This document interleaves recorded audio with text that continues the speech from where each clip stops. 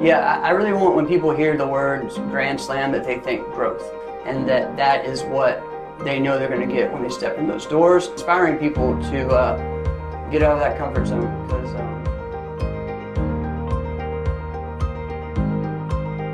Hey, welcome to another episode of Dream Achievers. This is Andy Young, the Mountain Money Man, and I'm joined today by Sensei. So I've got our Sensei Jeff Doss that's joining with us.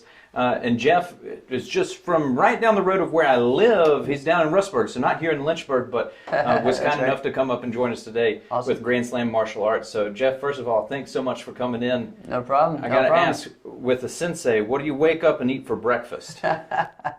So I do mostly just fruit in the morning. So, okay. Yeah, lime water.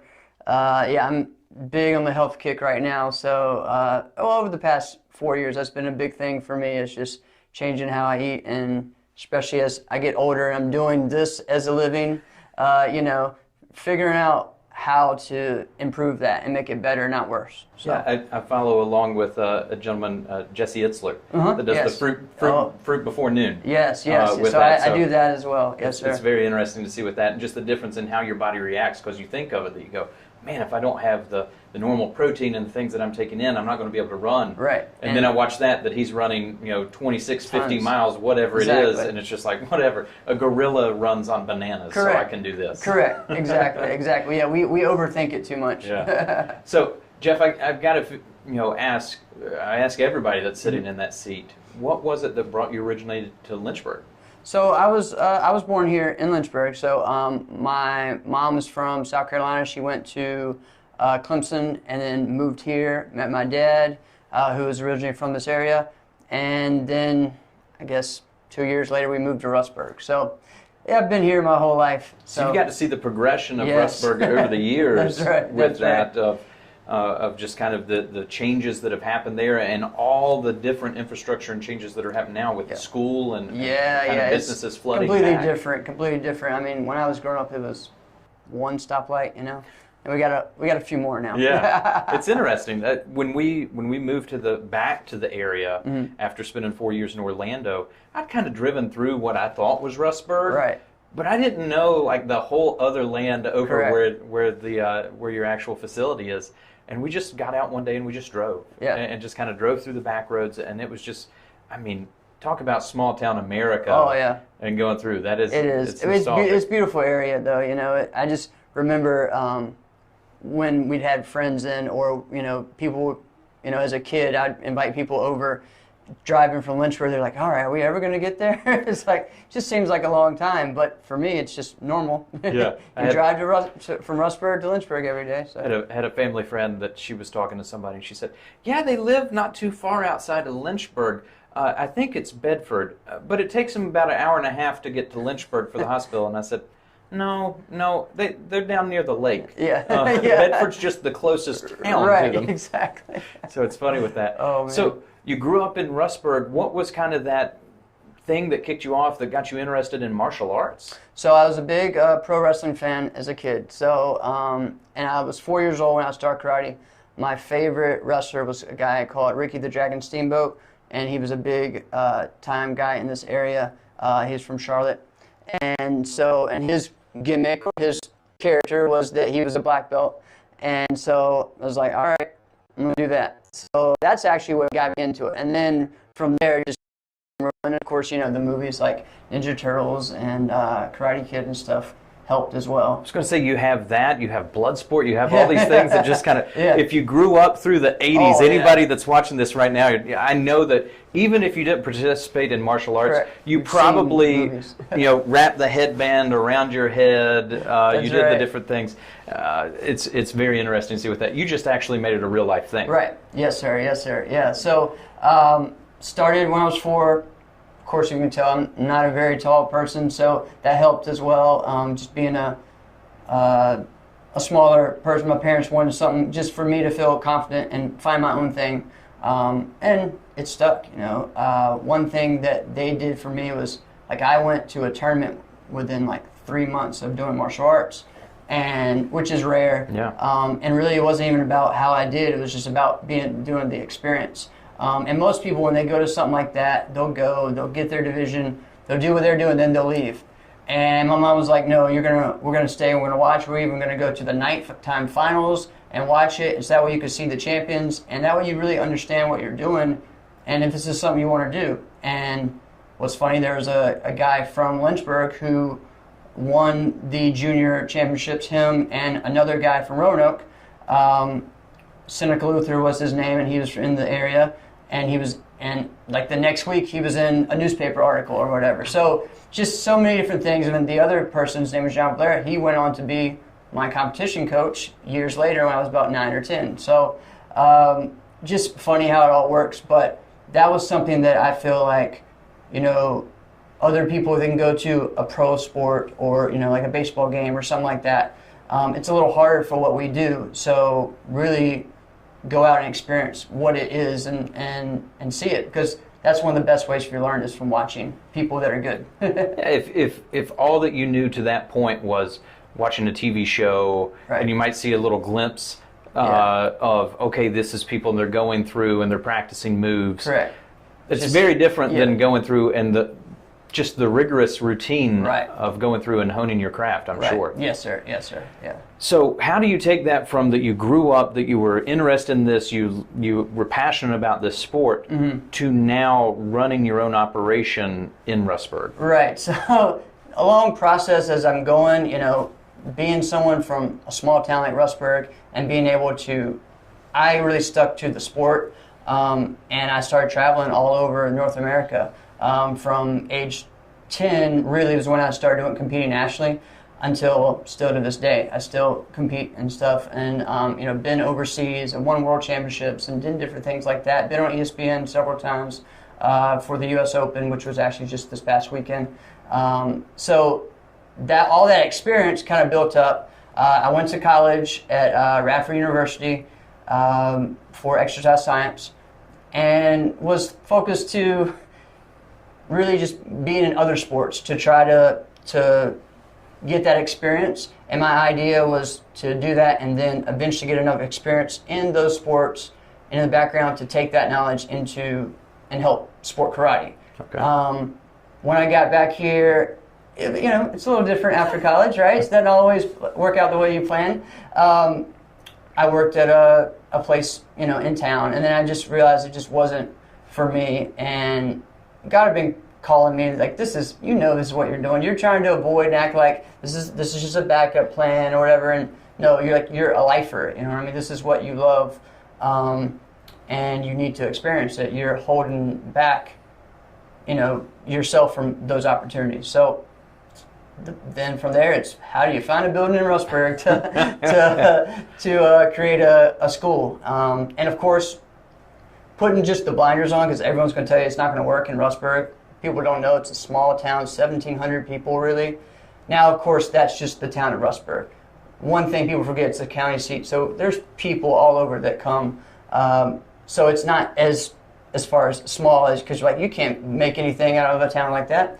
But there is always, faith is a big deal though. So for that, I wouldn't have been able to do it without that. So, and then the support of my family. So we found an old bar that we turned into a karate school. And that was the one there at the corner with the light. Yeah, it used to be called Crossroads Cafe. It was Jack's Bar or something like that at one point.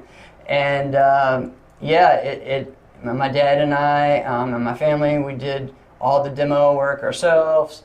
Lots of just different stuff, and turned that place around, and that started in 2007, 2008 in February, we were able to open. So 2008, a great time to open a business in case anybody doesn't remember anything that happened. That's right. Yeah, and of course, it was just like, hey, start at the bottom and just go, it'll be fine. And, and I guess for me, it was just that competitive edge as well. Something as well as I didn't teach at karate schools growing up. I just taught private lessons. I taught out of my house, I taught at church, I did whatever I could do, I did it that way. So I really hadn't even had the experience of teaching that many people except seminars, or being under the learning tree of an instructor that taught me how to run the business.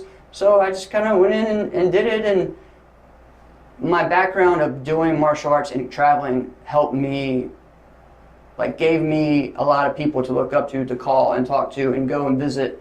So I did that. I went to other people's karate schools to see how they ran it. I had people help me that. So I had like consultants that weren't really consultants. It was just friends. So I was able to do it. I'm trying to think. I was 24 or 25. So maybe I was younger than that. Actually, I think I was 23. So yeah. So I was young. A year and a half a year out of college. So yeah. I mean, with what you're saying, now we're looking back 13, 14 years later. Right.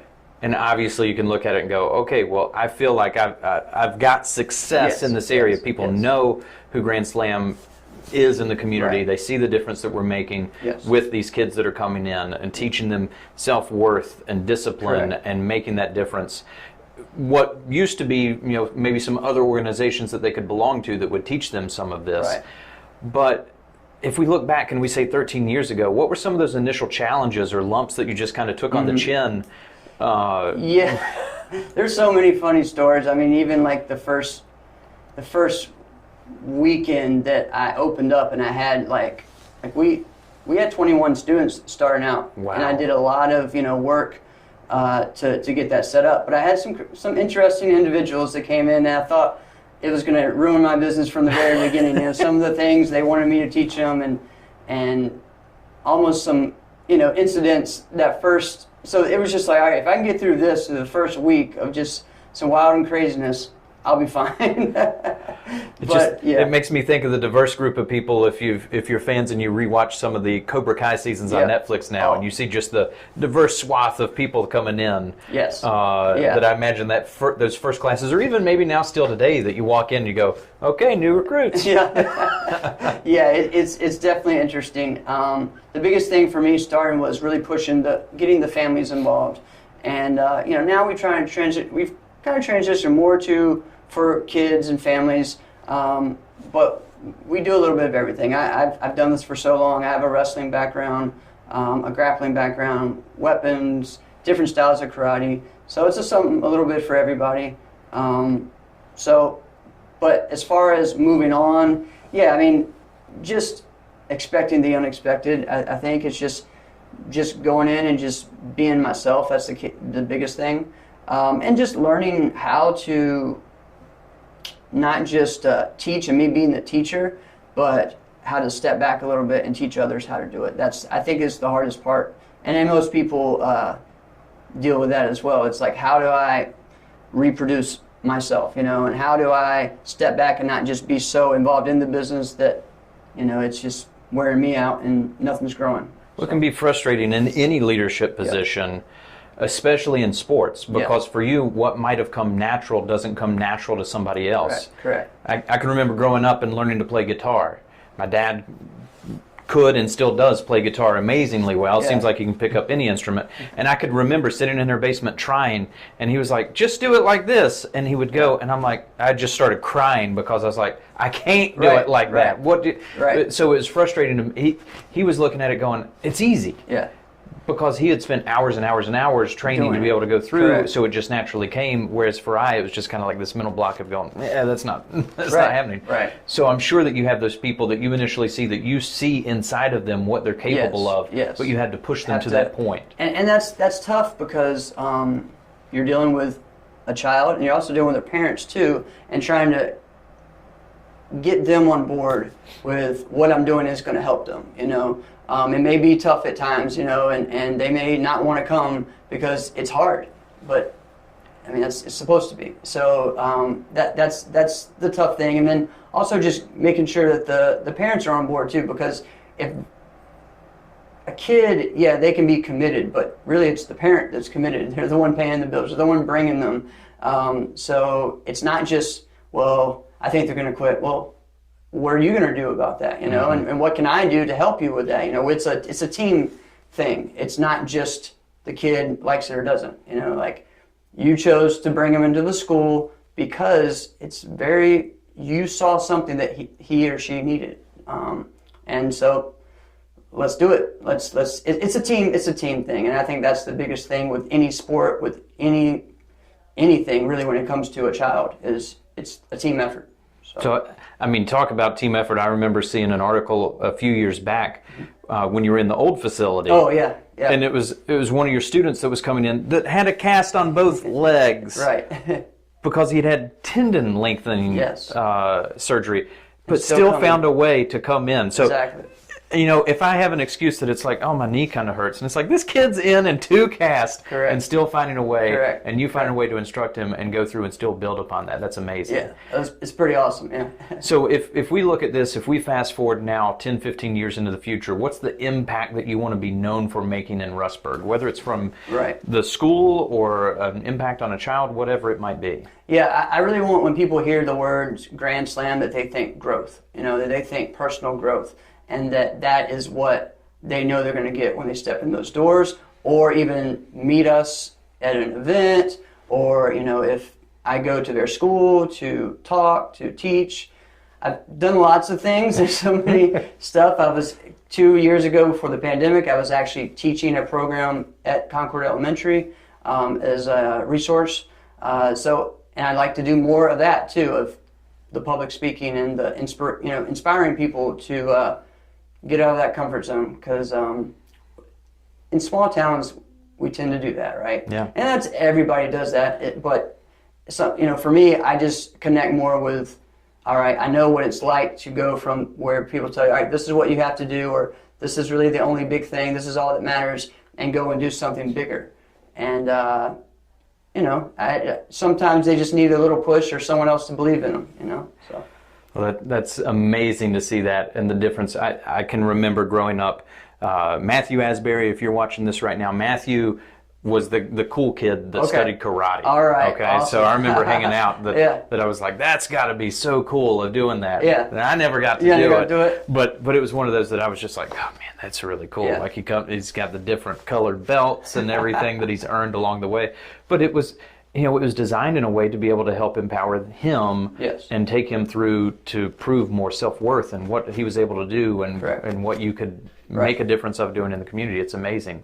It's awesome. So if we look at this and we say, hey, we want to make that impact in our community, what have been the relationships important to you to get to this point as a business owner in that Rustburg community? So first, there's so many parents that have helped along, and will step up and help me if I need something, or putting on events and things like that. So there's so many over the years that have done that.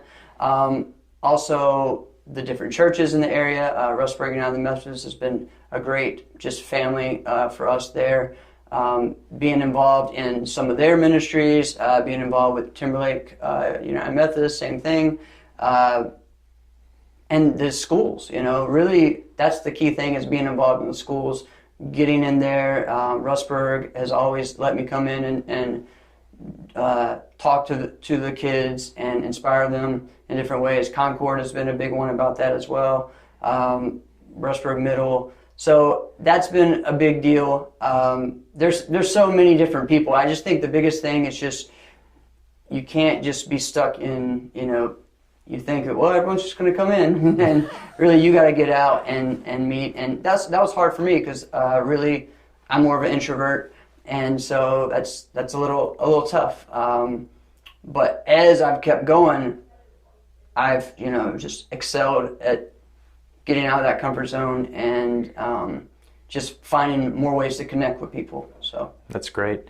So for those that are listening right now or watching on YouTube, where can they find more information about Grand Slam, whether they're here local or if they're just online, remote? Right. So our website is grandslamfit.com, as we have several different things and different fitness programs and stuff as well. So grandslamfit.com.